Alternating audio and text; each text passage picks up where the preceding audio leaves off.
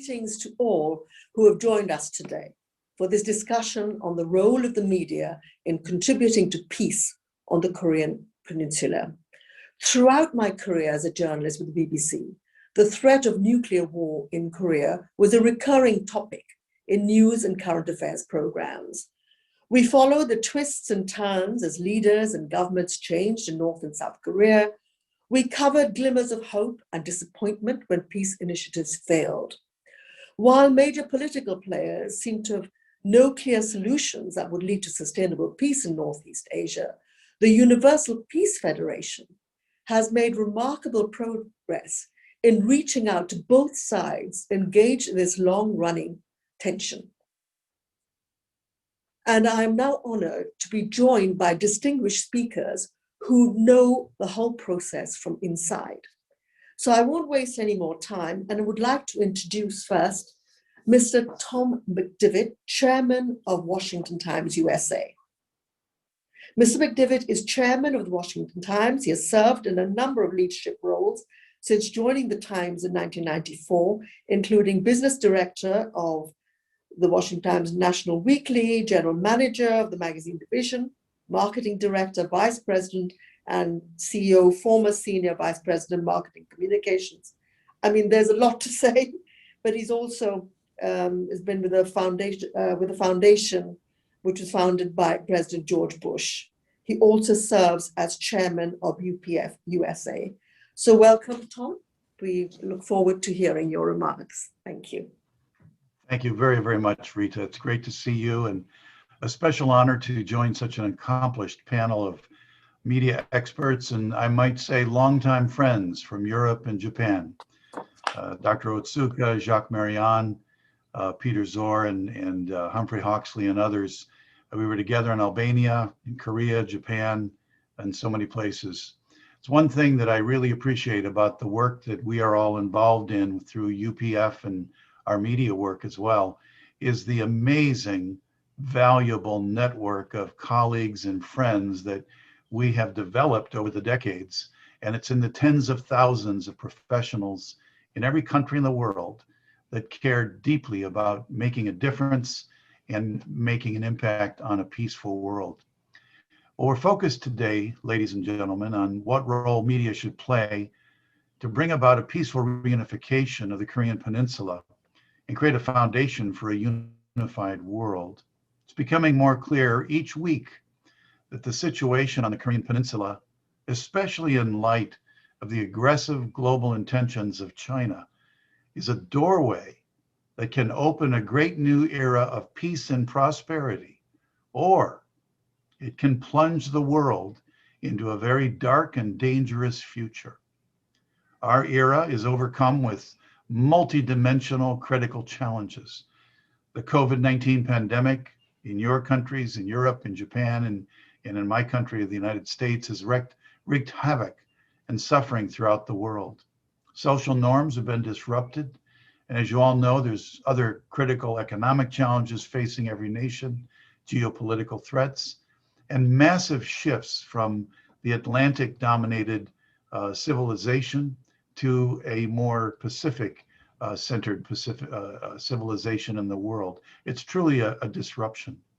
How we view these challenges is the point that I'd like to address in a couple of minutes here. How we see it, the angle. As journalists, that point of view is so vital. It's vital to seek what's most essential in order to report the news with accuracy, fairness, and relevance. In that sense, I raise the question of a perspective on our time, our era. We should seek to understand those grand currents that drive our time, our age, this changing era. As Peter Drucker, the grandfather of management science, wrote in his book, The Effective Executive, that a leader needs to know thy time. Fundamental change seems to be taking place all over the world. As Ronald Reagan said in 1976, it's a time for choosing. Moral choices, political choices, economic choices need to be made. And in my 48 years of learning and working with the late Dr. Reverend Sun Myung Moon and his lovely wife and now leader of this whole effort, Dr. Hak Jahan Moon, who we lovingly refer to as Mother Moon, their insights, their guidance, their scholarship, and the most important, their practice on these critical issues is singularly profound in my experience. For example, Reverend Moon predicted the change in the Soviet Union, the fall of the Soviet Union back in 1985. Centered upon their legacy and Mother Moon's leadership, UPF and its various associations is uniquely situated to play a significant role related to the Korean Peninsula through Track 2 diplomacy. Both Father and Mother Moon originally came from North Korea. They know the DNA of that culture and its people. They made a trip 30 years ago, which we will celebrate this November, to meet Kim Il-sung, a groundbreaking conversation, series of meetings and agreements. Both are sincerely appreciated in North Korea and South Korea. And the global multifaceted movement that they've generated fully supports peaceful reunification. It's a fascinating scenario of civil society leadership driven by a faith orientation that's super inclusive. That's why it's so innovative and attracts people from every faith, every creed, every race, etc.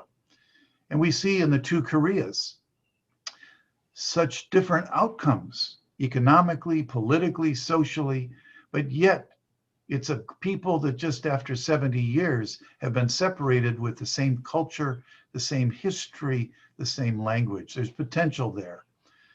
Each of your great nations, together with other freedom-loving countries, can be a counterbalance to certain forces emerging. And I speak here sensitively but clearly about China. And that can influence Korea unification because we've got to approach it as a global community. Consider the role of the Quad and how that the support of civil society and faith-based organizations and business and media can make a difference between the United States and Japan, India, Australia, and the Five Eyes. Certainly the role of United Kingdom is so vital in this time. That's why I was so inspired when Mother Moon launched this, amazing idea of an Asia-Pacific Union as an organizing principle, similar to the US Indo-Pacific strategy or South Korea's Southern strategy, Japan's Pacific strategy. We're coming together with a frame of reference that can build communities of nations beyond the stage even of NATO, which doesn't exist in Asia. It's such an interesting approach. Well, when she spoke about 4 or 5 years ago to the US Congress, Mother Moon had about 100 members of Congress in the Kennedy caucus room. And she made this statement that she makes almost every time I've heard her give a public speech. She said, "We look at the world and see unspeakable, inarticulate misery happening all around the globe. This is impossible. These problems are impossible to solve with mere human power. But what do we do from going forward?" She said, "We need to start a movement that once again attends God as the original owner of the universe in our families, countries, and world. However, the reality is, though our hearts want to do that, it's difficult to achieve." Imagine a 75 at that time year old woman speaking to 100 members of the US Congress, Senate and House, and she speaks about the reality of the world, but drills in on this most essential mindset that we need an awareness of a higher order of being to solve, just as in the great accomplishments of civilization. So in the face of so many great challenges in the world, in our nations, and our homes, I've witnessed over 48 years now a phenomenon that's occurring, and it's becoming more and more evident, more and more mainstream. I would describe it as something like a new global great awakening beyond simply the realm of the Christian culture. And it requires a new mindset. It opens up an enlightened the possibility of an enlightened grand strategy approach to solving these complex issues like the Korean Peninsula.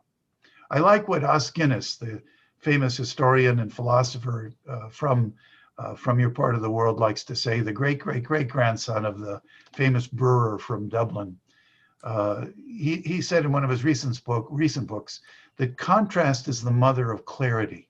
What I mean by this, applying Asa's concept here to our situation is when the world seems so dark, the emerging light of a new view of life centered on the highest ideals of true love, now becoming more evident with each passing day, becomes more vivid. It's a new reality beginning to take root. And that's the stuff I think, as journalists, we need to be watching for. New trends, new dots being connected, new opportunities, new paradigms that are emerging, even a new language and a new dynamic that brings former enemies together in the same room to have real discourse. In that regard, back in 2020, with many of our panelists on the call here on the Zoom meeting, we held a conference in Korea for 6,000 some leaders, the World Summit Conference, and it attracted people from all over the world. And the International Media Association for Peace was launched at Mother Moon's inspiration and bequest. And at that time, we sought to build a network around the world. The mission was to address current crises in media credibility, media standards and ethics, and the seemingly never-ending upheavals that as journalists we're experiencing all the time in terms of content, technology, the economics of the media. It's a whole new landscape. I saw a YouTube just yesterday from an author I like to read, Jordan Peterson, who talked about the coming demise of the mainstream media, that social media and the digital world is transplacing the importance of the legacy media. We really have our work cut out for us. Well, the IMAP network related to the Korea Peninsula is significant. Imagine, if you will, a network of several thousand journalists, media professionals, from bloggers to broadcasters to people as distinguished as Rita with the BBC and other people we're going to hear from, in every country in the world who care about peace and want to tell the story in a way that will really move the hearts and minds of good people to take action. It's a powerful network, then combined with the business community, the religious community, the academic world, the political world, both heads of state and parliamentarians. The network of Parliamentarians for Peace now is almost 7,000 incumbent parliamentarians that are working together. A group of several hundred wanted to write letters from about 80 countries, write letters to Kim Jong-un, appealing to him, creating public opinion and public awareness on the international level. In a sense, it's information operations coming from the heart, not simply with a political motive. It's fascinating to see, and I believe that IMAP can make such a difference. And that's why we have such a strong desire, as I close, to encourage news media to shine the light on dialogue, on what works, on collaboration, conflict resolution, and most of all, solutions as a way to promote human development, our God-given human rights, social well-being, freedom, and prosperity. With that, I'd like to close with a word of gratitude to all of you who are attending today. This seminar is part of a 3-day program going on in Europe. You've had phenomenal speakers throughout the course of this, with first ladies and heads of state and parliamentarians and academics. Earlier today, I was in Asia at another conference. After this one, I'll be speaking in Africa. And then tomorrow we do all kinds of other things. So I appreciate your listening. And again, thank you for this opportunity to speak. God bless you, stay healthy, and I look forward to the rest of our distinguished panel. Thank you, Rita, and back to you. Thank you, Tom, for your very optimistic comments and constructive comments, because normally one wouldn't regard the media to be peacemakers because we tend to thrive on conflict and bad news. But, it is also good to see that with facts, and as you say, understanding the times, the media can make an important contribution. I'd like now to welcome our next speaker, Mr. Masahiro Kuroki. He's president and CEO of Sekai, Nippo, Japan. Sekai Nippo is a Japanese daily newspaper established in 1975. He previously served as editor-in-chief and chief editorial writer. After joining the Sekai Nippo, he mainly covered foreign affairs and national security issues. He served as correspondent in Washington, D.C. from 1987 to 1991, and he graduated from Chuo University in 1978. So Mr. Kuroki, welcome. And, we do tell us about your thoughts on the issue of the media. Thank you. Thank you, Rita. Good morning and good evening in Japan. Ladies and gentlemen, thank you very much for participating in this IMAP Japan-Europe webinar. As the coordinator of IMAP Japan, I'd like to say a few words of welcome. The title of this webinar is Role of Japan, and Media in Building Peace on the Korean Peninsula. What makes this webinar unique is that it's not just an analysis and outlook of the situation on the Korean Peninsula, but it also raises the question. Unique is that is not just an analysis and outlook of the situation on the Korean Peninsula, that it also raises the question of how the media can play a role in building peace on the Korean Peninsula. What the Korean Peninsula and Europe have or had in common is the division of one people, North and South Korea, and East and West Germany. Even though the historical background is different, I believe that Europe's experience and knowledge can be of great help to Japan in building peace in the region. It is extremely important for the countries concerned as well as the neighboring countries to understand how politics, economics, culture, and so on is involved. And I believe that the media as a leader or mediator has a great mission as well. On the other hand, with the emergence of new media, such as YouTube and SNS, the credibility of media as a whole continues to be strongly questioned. In particular, the media coverage of last year's US presidential election caused a great deal of confusion and chaos. We must not create the situation where freedom of speech, which is as noble as freedom of religion, is undermined. In this sense, both an old and new media needs to reflect upon itself. I hope that the media will fulfill its responsibility to transmit the valuable analysis and opinions expressed in this seminar, heading towards the building of global peace. Thank you very much for your kind attention. Thank you very much, Mr. Kuroki. And I think you've made points that we are all concerned about, is the whole role of social media. And there is so much information that it's very difficult for people to know what to trust. And this is where practitioners like us need to keep ensuring that we present facts.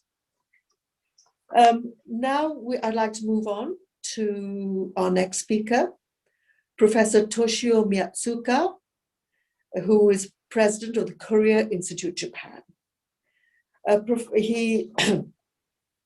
He's also a former professor of Yamanashi Gakuin University. He visits the border between China and North Korea several times a year to conduct fieldwork and gather information and items on North Korea. After graduating from Takasaki City University in Japan, he completed his PhD in economics at Dankook University in Korea. And he was born in Akita Prefecture in Japan. So welcome, Professor Miyatsuka. We look forward to hearing your unique experience of dealing directly with the peace initiative. Welcome. Thank you. 皆さん、はじめまして。私は宮塚 Hello, nice クリア研究所代 to 表 meet all of you. 宮塚敏夫と申します。 My name is Toshio Miyatsuka, and I'm the president of Miyatsuka Korea Institute. I will speak in Japanese. もう60年以上にもなります。 My relationship with the Korean Peninsula goes back more than 60 years. In the village where I was born in the mountains of Akita Prefecture, there were many Koreans from the Korean Peninsula who had come to Japan before the war to work as laborers to lay railroad tracks. After the war, there were people and families that remained in the village and did not return to the Korean Peninsula, which was liberated from Japanese rule. 残った人もかなりいました。で、私はこの朝鮮人の子供たちとですね。 I remember playing with those children when I was small, and I have very good memories. We became good friends.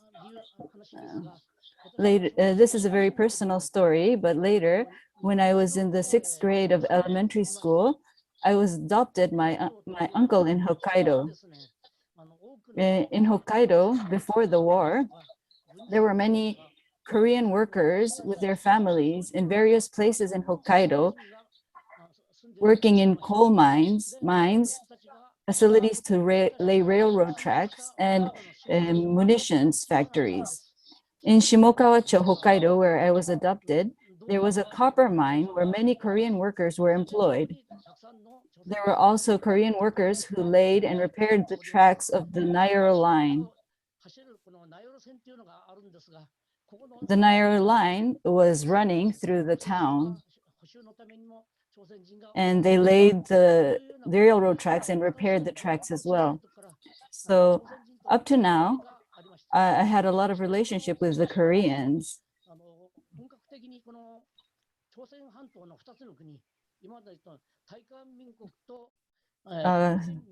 Now, the Republic of Korea and the Democratic People's Republic of Korea, now I will refer to as South and North Korea. It was not until 1966 that I became interested in learning about the history and language and culture of the two countries, South and North Korea. At that time, academic research and interest in these two countries was not very high in Japan.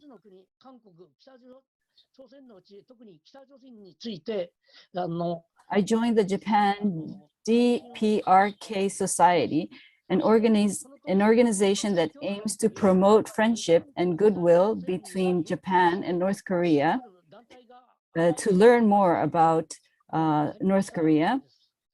I was very interested in that.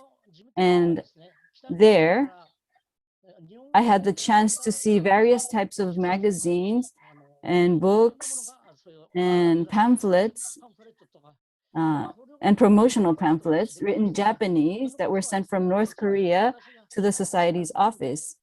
And this helped me greatly in later becoming a researcher on North Korean issues. And then, in addition,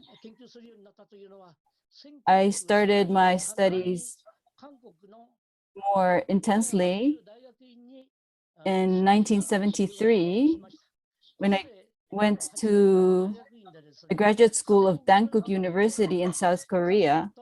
And there, I learned the Korean language and studied the politics, culture, and history of the two divided countries of North and South Korea in Korean, through Korean literature.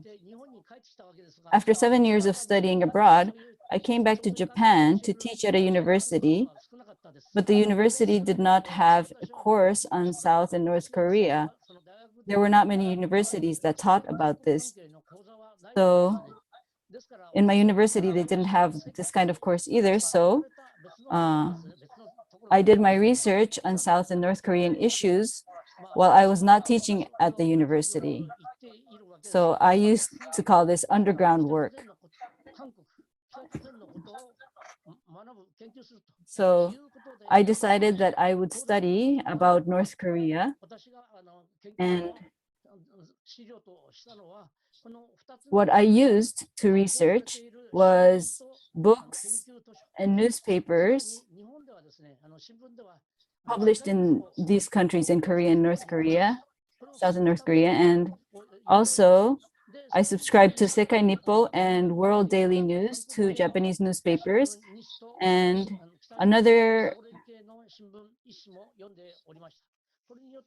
two South Korean newspapers and one North Korean newspaper. So this is what I used to do my research. And recently,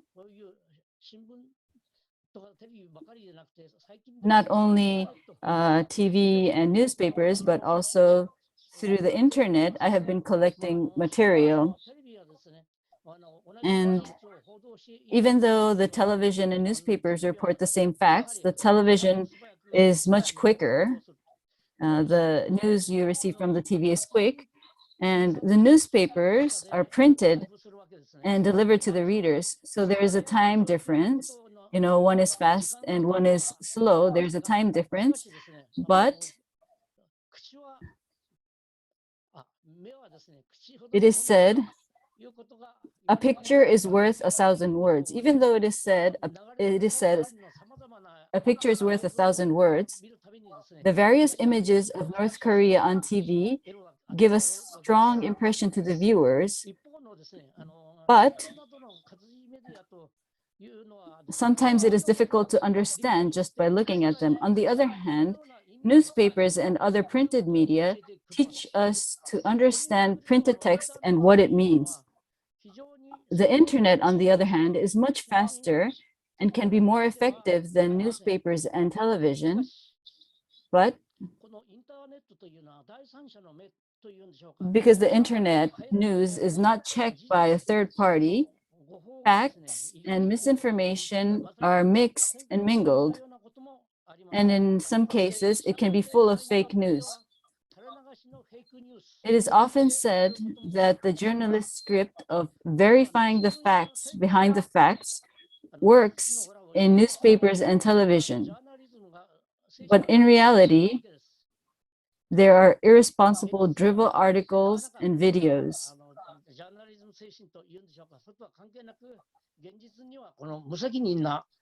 Many times, they're very irresponsible. There are many of these kind of fake news, and many of them are not objective reporting, which is required in journalism. As another form of media, I have been paying attention to the propaganda leaflets that both South and North Korea have been distributing in the air within the territory of the other country. And since 1950, since the Korean War in 1950 until today, I have been collecting and analyzing these leaflets.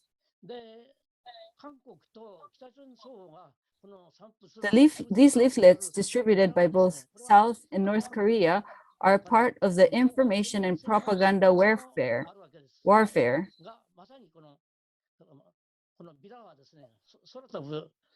And their influence is so great that they are often referred to as flying paper bombs.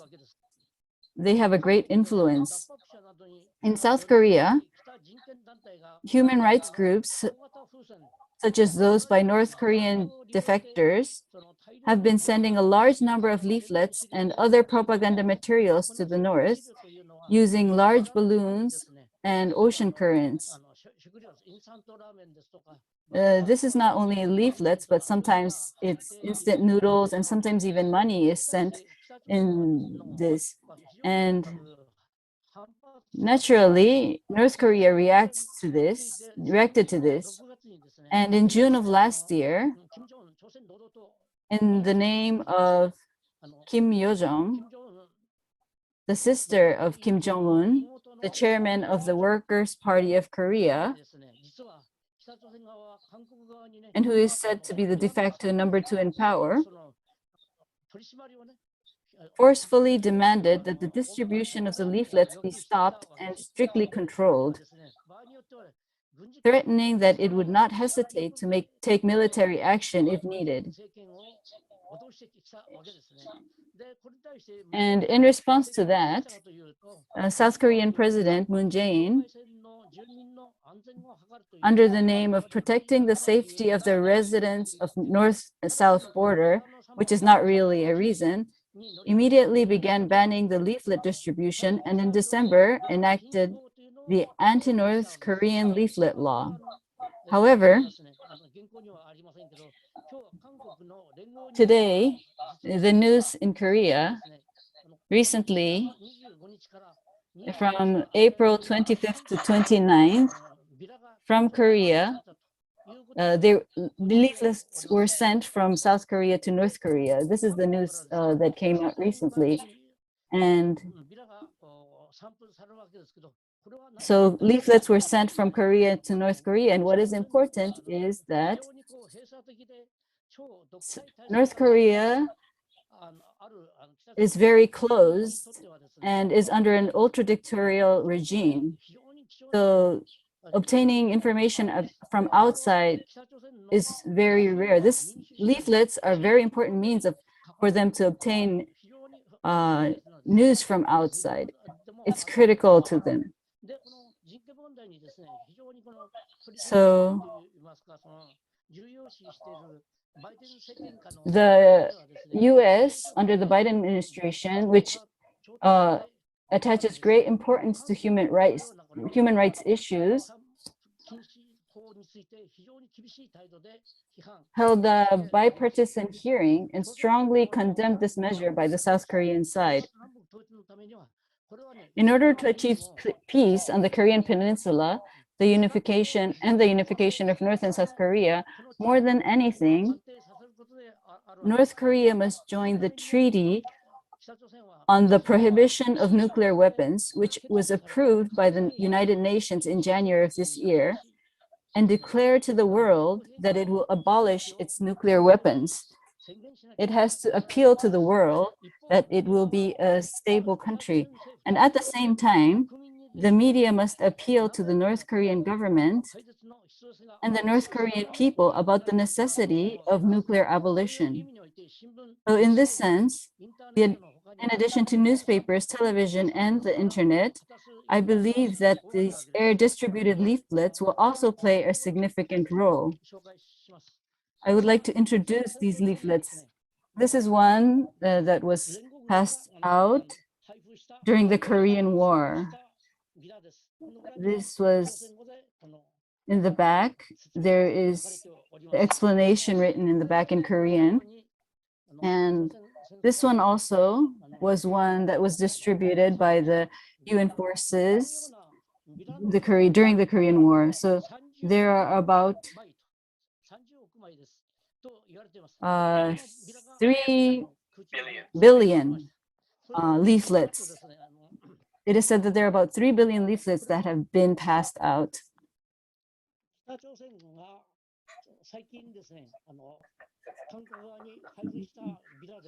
This one is a one that came from North Korea to South Korea. And if you can see here, you can see the Japanese. Prime Minister Abe is being criticized here in this leaflet. And lastly, this is the most recent leaflet that I have been able to gather. And this one is one that was sent from South Korea to North Korea. And so the role of these leaflets for North Korea, from North Korea, it is these leaflets from South Korea that give influence to the culture and also to North Korea is very dangerous for North Korea. Right. Thank you very much, Professor Miyatsuka. And I mean, you know yourself that you say it's important for North Koreans to be aware of what the media is thinking. And unfortunately, we're talking about the contribution of the media to peace, but the reality is North Koreans don't have an open and free media, and that's a challenge we all have to meet. I'd like to now invite Mr. Lutfi Dervishi, who's a journalist and political analyst from Albania. And what's particularly interesting is that Mr. Dervishi will be able to talk about Albania's experience and how that can be relevant in the search for peace on the Korean Peninsula. Lutfi Dervishi is a lecturer at the University of Tirana. He has served as executive director of Transparency International Albania, and he is also a trainer at the Albania Media Institute. And he is host of the political talk show, I hope I pronounce it right, Perbale, on Albanian public television. So welcome, Lutfi. Thank you, Rita. And good morning, good afternoon, and good evening. I'm Lutfi Dervishi. I'm a journalist from Albania, a country located on the Balkan Peninsula, and the only country in Europe that before 1990 resembled North Korea, and after 1990 more closely resembles South Korea. Albania was dubbed the North Korea of Europe in the early 90s because it was the last country to overthrow the communist totalitarian regime. To understand why Albania was dubbed North Korea of Europe, I will mention two facts written in the constitution. The regime went so far as to ban private property and freedom of religion. No one could leave Albania, and the border was literally fenced with barbed wire. Let me share a short but meaningful episode from my childhood. I was 12 years old in 1980, and one night I was sitting with my family in front of TV set, and we were watching a group of singers from Kosovo. Kosovo is a former province of former Yugoslavia inhabited mostly by Albanians. I was surprised when I heard that they spoke Albanian.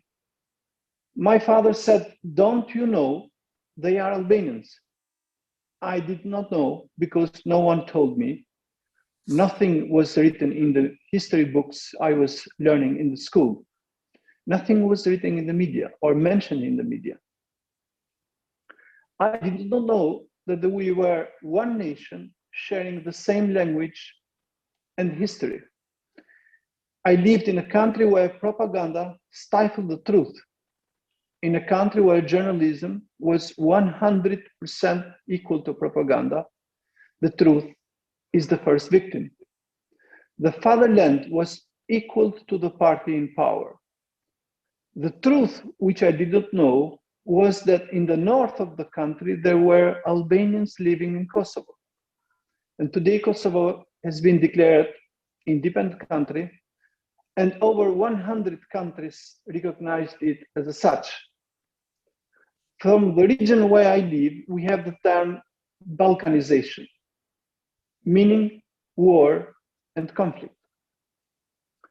The Balkans did not have an easy transition from communism to democracy and market economy.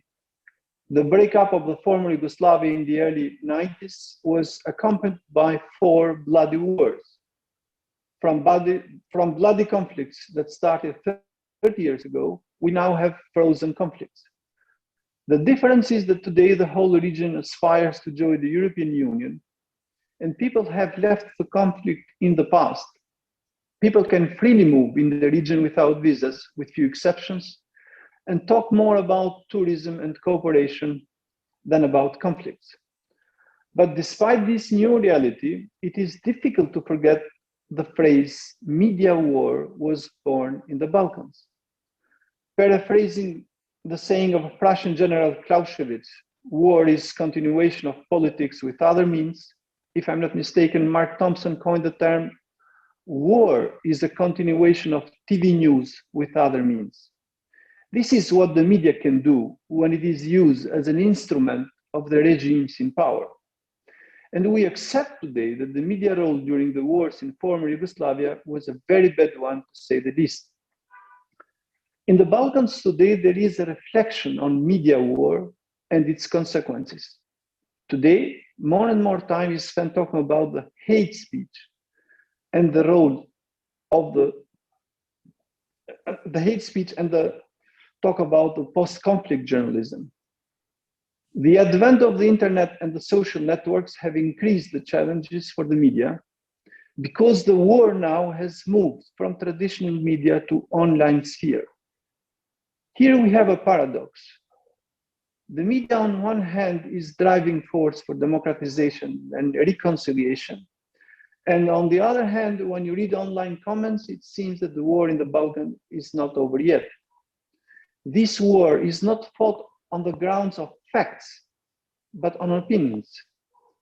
Exactly 100 years ago, Scott argued that the newspaper's first task was to report the facts accurately.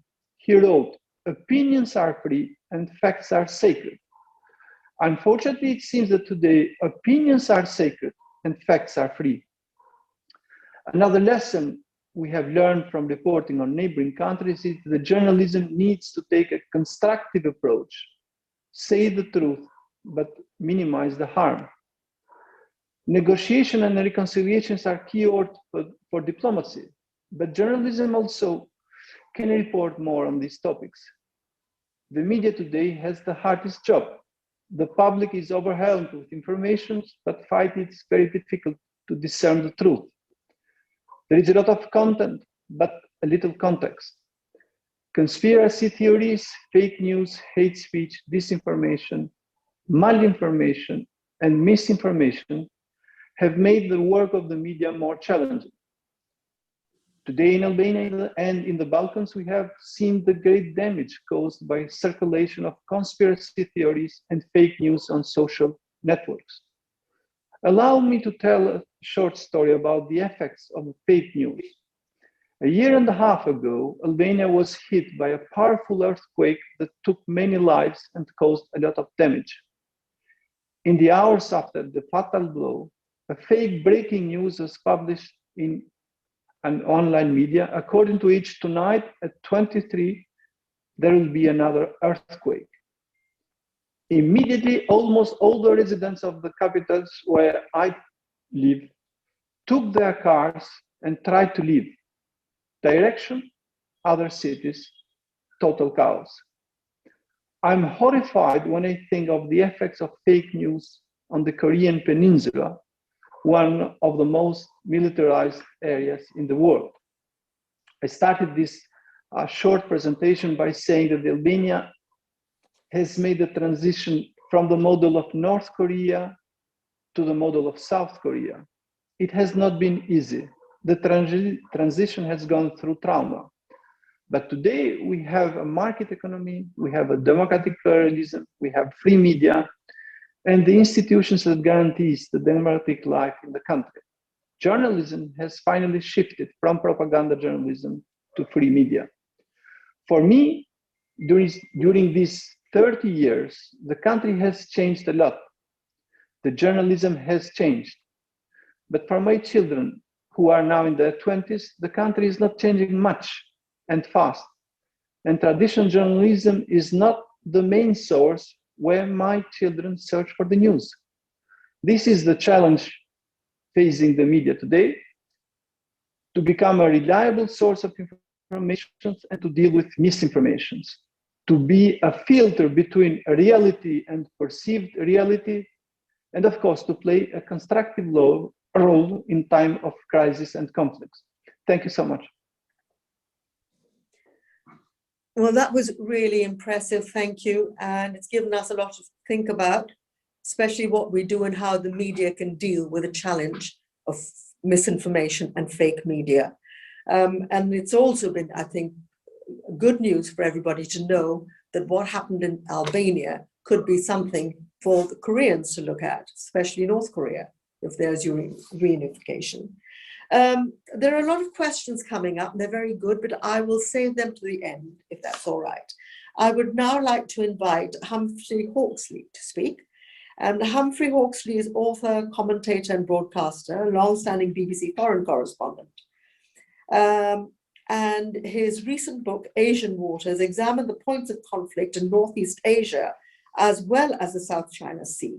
He has reported on key trends, events, and conflicts from all over the world. His work as a BBC foreign correspondent has taken him to crises on every continent. He was expelled from Sri Lanka, opened the BBC's television bureau in China, was arrested in Serbia, and initiated a global campaign against enslaved children in the chocolate industry.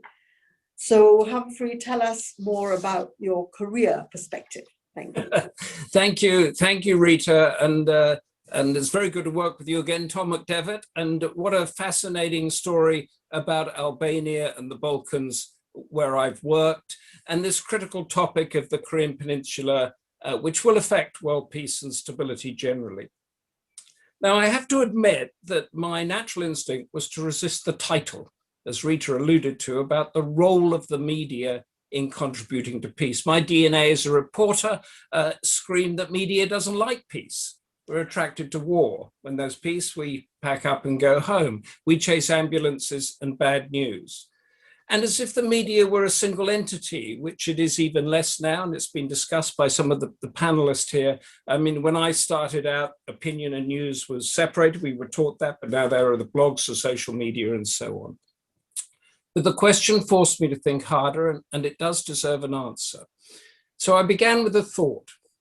How would the different narratives unfold in the case of a formal process of peace and unification on the Korean Peninsula?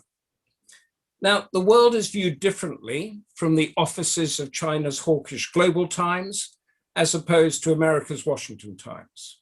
And America itself is viewed differently through the lens of the Washington Times and the New York Times by Fox News and CNN.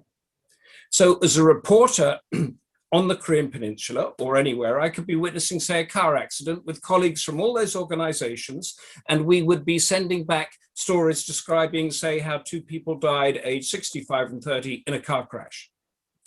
It's up to the editors to decide on the prominence of that story and the quotes that would be used from the various interviews, whether to go after the politicians in charge of road safety or the driver of the car, and which tweets and social media to pick up and publish. And those decisions by the editors would be in lines with their editorial boards, which project values, priorities, and political leanings. Now, let us take that premise and look at the Korean Peninsula in the current climate. I've seen in the chat rooms and discussions about the comparison of the German unification, and there are, of course, some. But the Korean Peninsula is unlikely to find peace and be unified on the back of the collapse of the Chinese government, and God forbid that it is, as Germany was with the Soviet Union, or the withdrawal of the US from the Indo-Pacific. That's not likely to happen. Another thing is that Russia and China have not bought into the democratic beacon, as Russia tried to in the early 1990s. And nor, for that matter, do Japan and South Korea see eye to eye on so many issues. And then on top of that, nationalism or patriotism is now the prevailing trend, as opposed to the globalism in the 1990s. There is no shared goal at the end of it all. So should this process begin, it will hopefully be a negotiation of gradual change with rules that are adhered to, involving Russia, China, the US, Japan, North and South Korea. But within that, we will have stories, the narratives from those various different mainstream outlets, broadly reflecting the values of their countries. And amid all that will be the elements of balancing power. Who is predominant in the Indo-Pacific? What is going to be the issues between Japan and South Korea? And I'd like to talk briefly about a precise example that's happening at the moment somewhere else that could unfold on the Korean Peninsula. Let us put our minds to Myanmar, where the military took back absolute power on February the 1st after an agreed transition had been put in place around 5 or 10 years ago.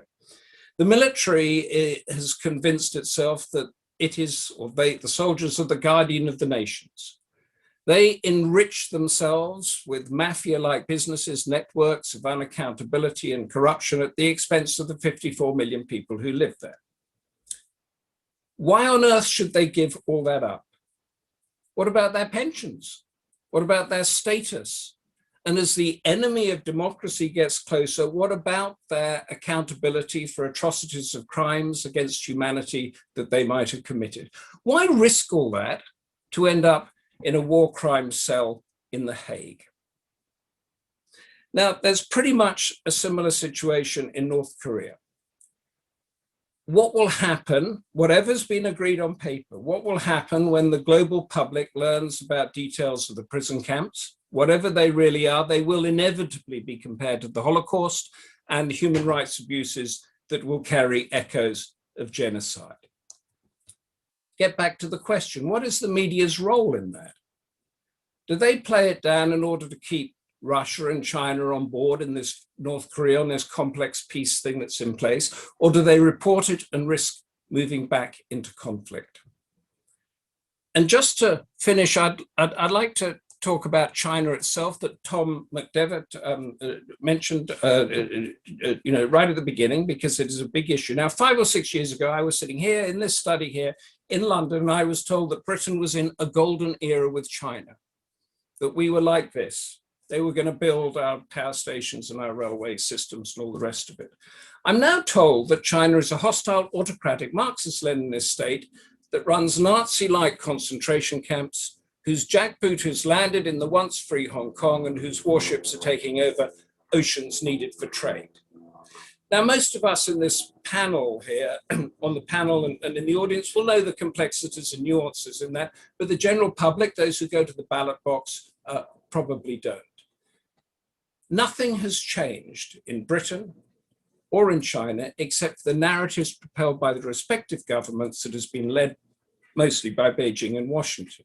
And it's a move of a focus from the Middle East to the Indo-Pacific. The media didn't change that narrative. Politicians and governments did, and the media followed. And in a cynical way, I could say everyone was tired of the insoluble wars of the Middle East and craved a new story. So what is the media's role in contributing to peace on the Korean Peninsula? It is a great question, and I apologize, I haven't come close to answering it. I'm a barefoot reporter. I know what makes a good story. Those driving the peace need to be aware of these triggers, anticipate them and work around them. The media will always do what it's done. It will tell a captivating story. Some is good news, but as Rita told us, most is bad. And in the case of Korea now, a single story, as I've said, will be told in a dozen different viewpoints. Just look at the Alaska meeting between the US and China there. How many different debates came in on that single conversation that lasted just a few seconds. That's how the media is, and that's how the world is right now, and we have to be aware of it. Thank you so much for inviting me and for listening.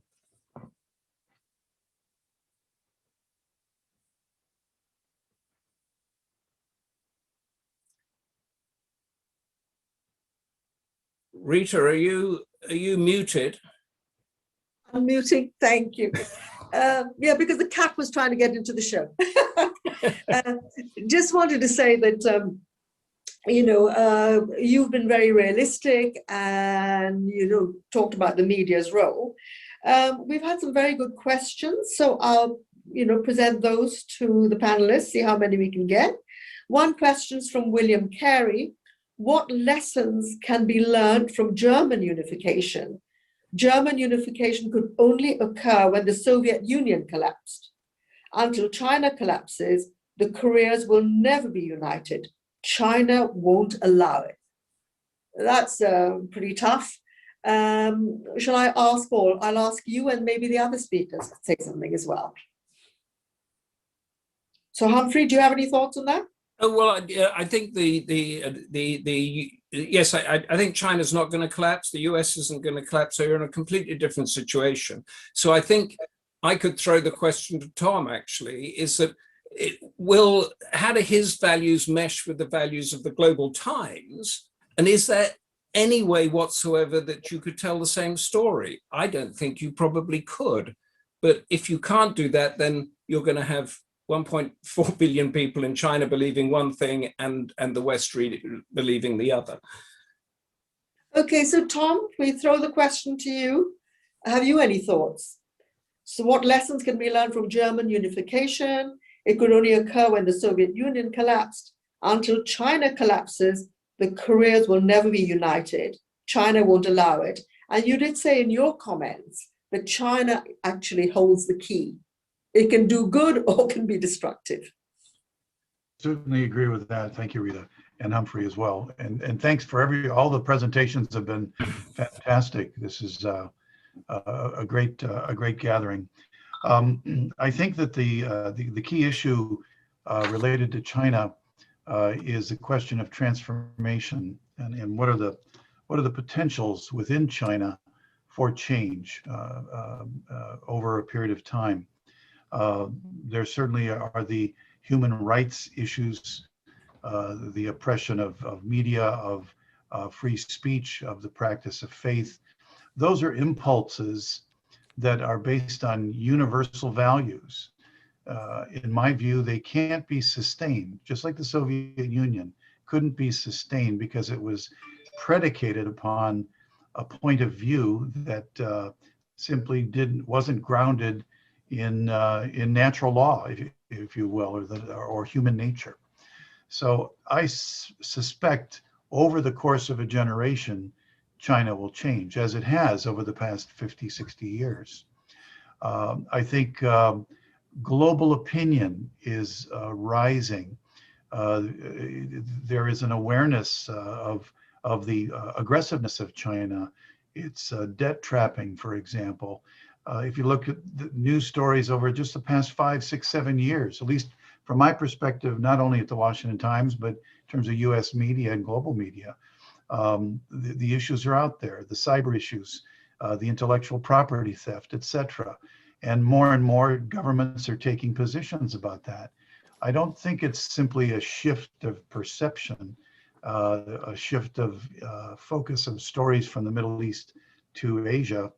I think there are real problems there. So that's a dynamic, global opinion pushing back on China. And I think that, the key to it, I truly believe is a new, what's the best way to put it?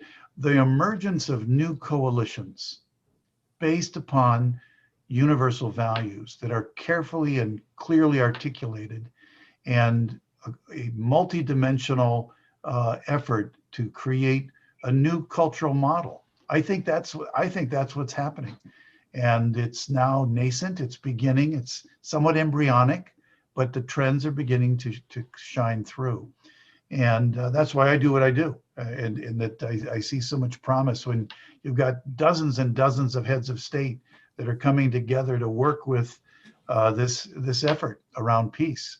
And I think people are desperate and they're urgent. So I'll leave it at that. I could ramble on forever, but I do see hope. I think the lesson from Germany is that it took a long time. It's a common people, a common DNA, just like Korea. I don't see China collapsing, but I do see the potential of China changing, in a sense, balanced by that new coalition of forces based on universal values. Hope that makes sense. It does indeed. In order to move on to other questions, I wonder if I could direct the next comment to Lutfi Dervishi. And there's a question which says, the mass media are a tool for the formation of national and cultural codes. How accurate is the media in working with information? How can the media form positive and objective content for the development of peacemaking and peacefulness in conflict areas? And this is from Kosakova Anna, Executive Director of the Center for Interethnic Development in Russia, Omsk. Thank you for the question. I mean, the media role now is very challenging because the media is not in the place that it used to be, at least in the western part of the world. What we are seeing, I'm giving an example for Albania. Now we don't have media as a watchdog role and playing the fourth power prerogatives. But now we see not only the citizen media, through the social media where everybody has its own opinion, and every citizen with a mobile phone can become a journalist. But we see also the actors in the power, we see the politicians, and we see the celebrities, we see the corporate people. They are becoming media themselves. So there is a lot of cacophony around, and we see a lot of content and less context. So the people somehow are confused when you talked with citizens. Now you try to guess the source of their informations, and so that's a little bit problematic. And the Albania has been the country where you see that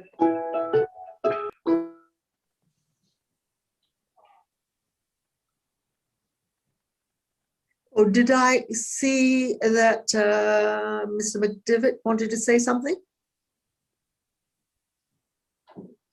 No.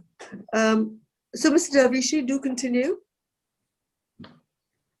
Thank you. I got the signal, and I thought that time is up or something was wrong. But yes, yes. Or the answer was long. Yeah. Or the worst, the answer was not appropriate. Right. Okay. What I will do is I've got just a quick question for you, which is from Johann Brunbauer.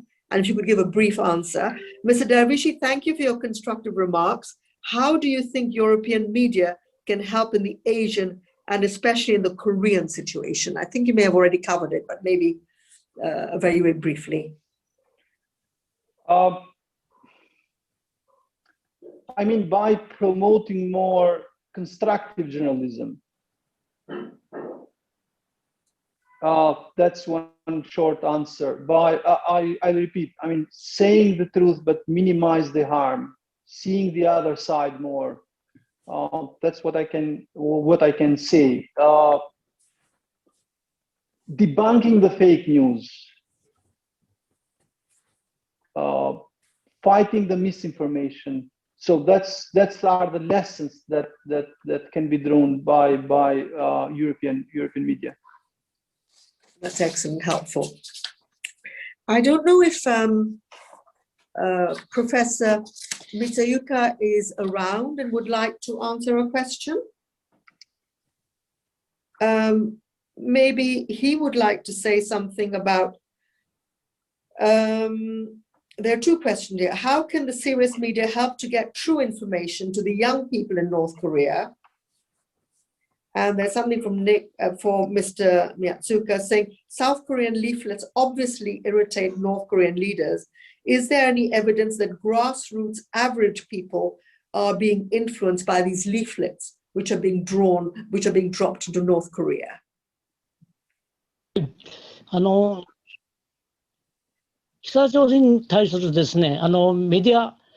media about the North Korean issue, there is no media that is giving fully correct information about North Korea. In our case, we can receive a lot of information from different types of media, but in the case of North Korea, there is only one main news that the North Korean people receive, and there is no media that and if you say something against it, then you will be punished.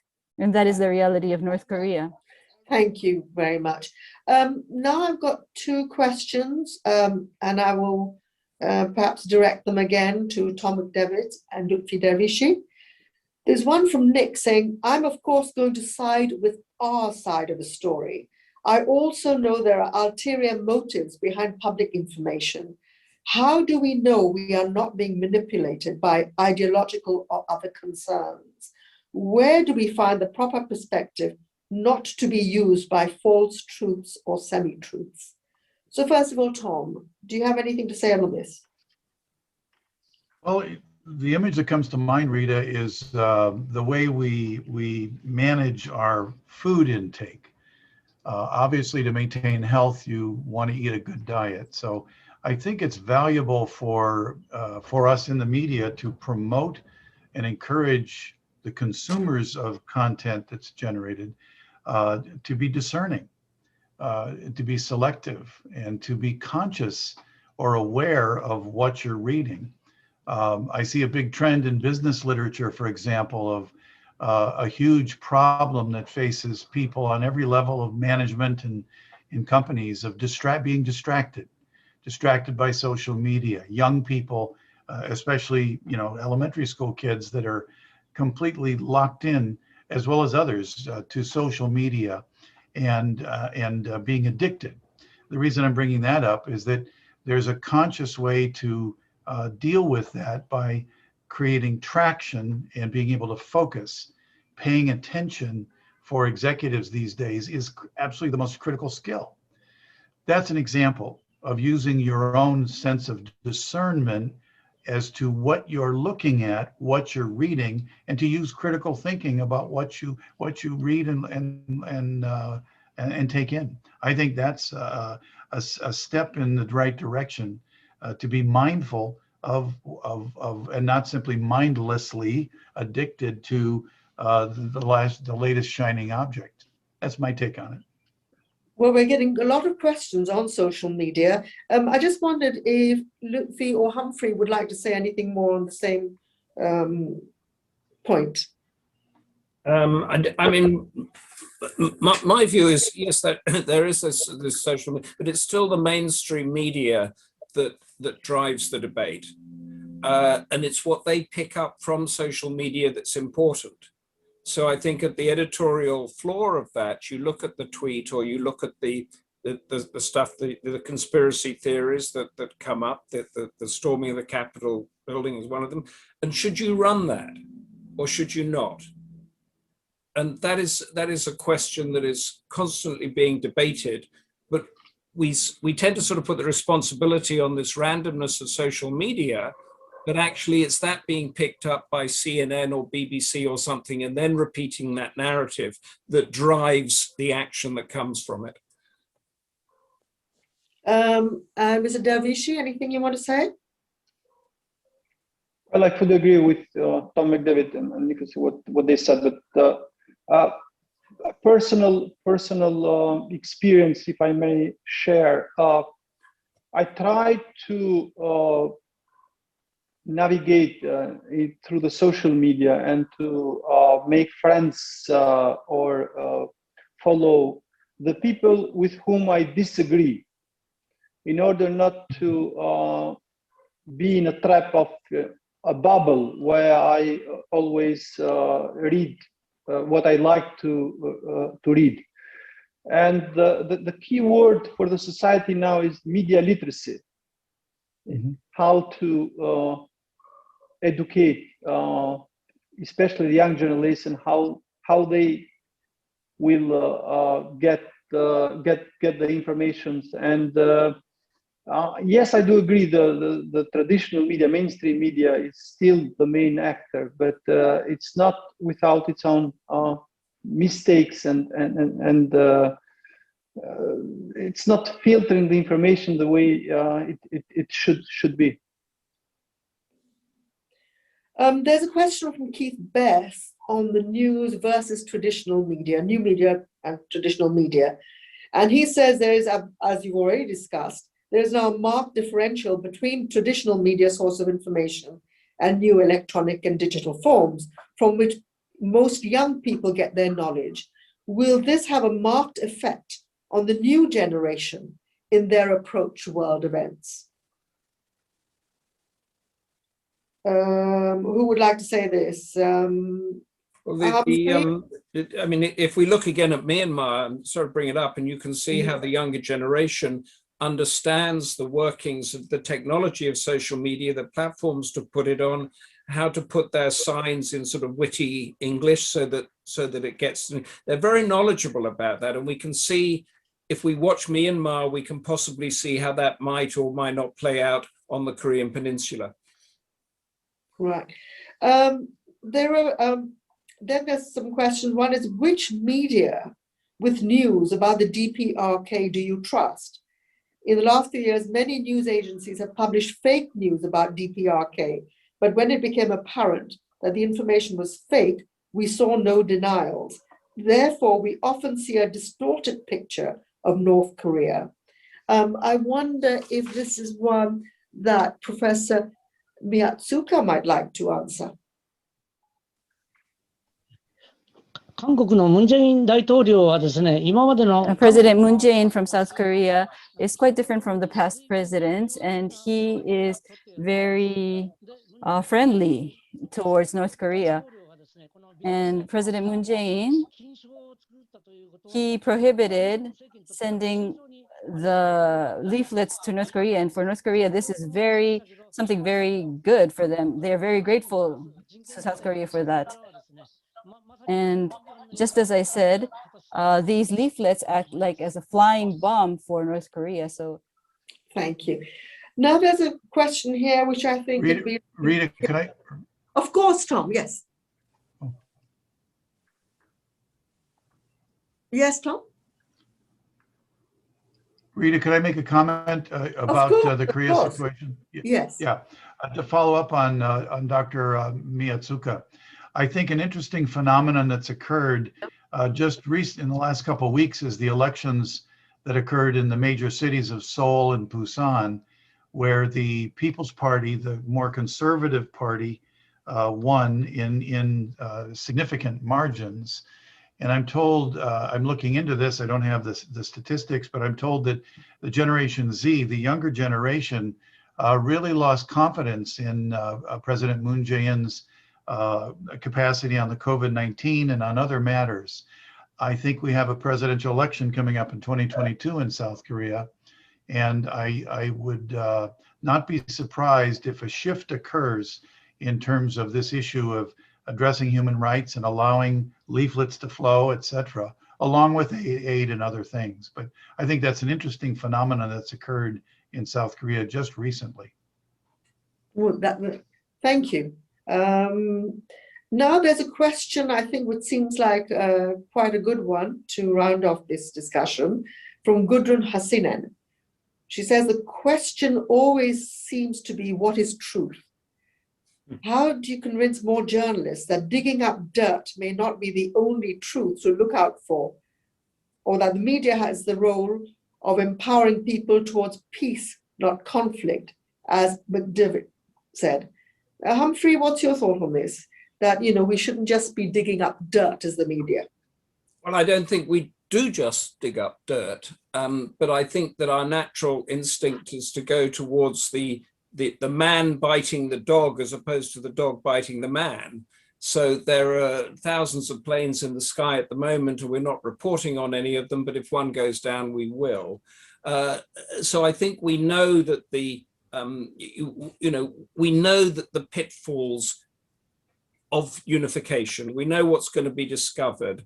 And I think it really is up to the negotiators, the people that are pushing this together, the US and China mainly, Japan, if they can agree on a narrative for that, if they can agree what is going to happen on those pitfalls about the prison camps and the human rights violations and the black market and all that sort of stuff that's going to come uncovered, if there's not a fight between Beijing and Washington on it, then it can go smoothly. If that then becomes a proxy in the wider issues between those two nations, and they're very big at the moment, that issues of values that Tom was talking about, of shifting mindsets, if that can't be agreed, then the Korean Peninsula, as it was before, as Vietnam was before that, could become a proxy in this wider struggle. And it's up to those governments to lead the media, because we follow. You know, if somebody gives us a quote, we'll follow it. Thank you. Lutfi, Dervishi, do you want to say anything about the whole question of journalists just basically just digging up dirt? And do you think that they should be more proactive in contributing towards peace and ending conflict? Yeah, but I do agree with the fact that the way that the media works, the environment that the media works, I mean, if we talk media is business. I mean, newspapers used to put screaming headlines because they wanted to sell more papers. Media online now likes to have more clickbaits, the headlines which does not have anything, which does not represent the really the news. So probably we should think more about the non-business media model, where the journalists are not inclined to sell more, but inclined more to put more, towards the constructive journalism and good causes. That should be the shift and the attention. So if the journalists are under the pressure to sell more, to have more audiences, to have more clickbaits, the results, no one of them will think about the peace. So they would be more likely towards conflict rather than the peace. Could I put a question to all the panelists? And I think probably Humphrey and I, who both spent many years with the BBC, and that's where we're drawn up, is that we always were steered away from what would be called advocacy journalism. That means we were trained, as it were, to say, you present the facts, but don't campaign, and let people decide for themselves. Because if the journalists then start pushing for peace, all of however good it was, then how does that make us different from other human rights organizations? This is just being a devil's advocate. So I would ask, all the panelists maybe to answer that. So Tom, what do you think of that? Well, I think, there is a bigger issue which journalism must pay attention to, which has deep roots in the legacy of modern civilization, and that is the world order. We're obviously going through a major transition of the global world order. And the question is whether it will continue to be that liberal order based on the rule of law and property rights and individual dignity, etc., or an authoritative model coming from other perspectives. I think that journalism has to pay attention to those things. They're deep issues, and there's all kinds of incremental phenomena going on in that clash. So that is, I think, a vital point. Another quick thing I'd like to say is, in addition to the news media, which includes both the news report and opinion, you also have the influence of culture and film, and you look at the kinds of effect that a great film will have on people. And look at coming out of South Korea, Oscar award-winning films, and K-pop, the rise of Korean culture. I'm using that to say that as North Korea people hear about that and taste that, minds change, hearts change. So I think those are also important factors. Thanks. Thank you. Any comments, closing? We can use it as closing comments to wrap up this discussion. So Lutfi, Dervishi, do you have any thoughts on the media's role or how it can change and adapt to the changing times? Well, I think that it's time to examine the media role, and we see that there are seismic movement even within the media community. But probably we should rethink our role and go, in one hand, back to the basic, reporting the truth, checking the facts, and on the other hand, seeing ourselves as a kind of missionaries, rethink our mission, which, not to look more for the conflict, but to look more for the constructive work to do and to seek more for peace. Thank you. Professor Miyatsuka, do you have any closing words about what the media should be doing, how it should adapt to the challenging times we're facing today, especially with social media? どういうことかと言いますと、一言で言えば、これは Coalition of media. in short words, just to say that what North Korea is doing is just praising the poisonous governmental system today. So that is what is happening in North Korea. And unfortunately, that is the scenario, that is the case today on their side. Now, once again, yes, as mentioned by all of you, that it is a perspective that we have to provide is the truth-minding and at the same time very objective. Thank you. Humphrey, any closing comments?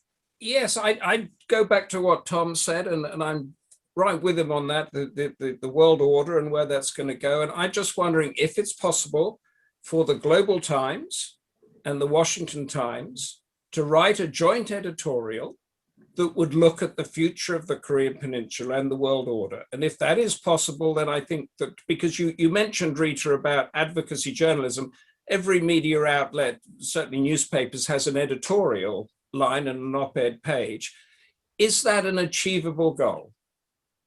And I think as close as you can get, or as far away as it is, I think we will then understand how far apart we are on moving towards an agreed narrative on the Korean Peninsula.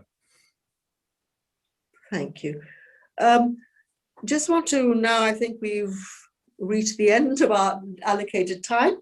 So I'd just like to thank all the panelists for being so open, direct, addressing all the questions and coming up with constructive ideas of how to move forward. And I think the credit for this goes to Universal Peace Federation, which I think has done so much to try and quieten the noise, to calm down the hostility and anger. Because at the moment, I think as some of our speakers said, there's no difference between opinion and facts. And we now need to go back to basic facts. So could I just invite Peter now maybe to say a few farewell words? But thank you very much. It's been an honor to hear all the speakers, to share a platform, and thank you for everybody who has been participating in this.